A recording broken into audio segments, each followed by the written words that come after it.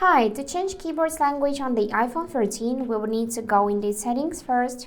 Here, select the General tab, then scroll a bit and go in the keyboard.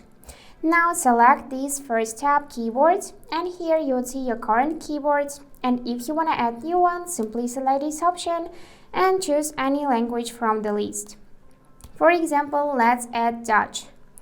Here we can select to add to existing keyboards or add new keyboard, like that. And here you can choose multilingual keyboard. Let's go in the add new keyboard, select this one and then tap the done button. And here is how it will look now. We can also go in the edit mode and reorder them if we just press the lines and drag this language up, so it will be first now. And let's check whether it added to the keyboard or not. For that, we need to simply press and hold this globe icon, and now you can see the list of your languages.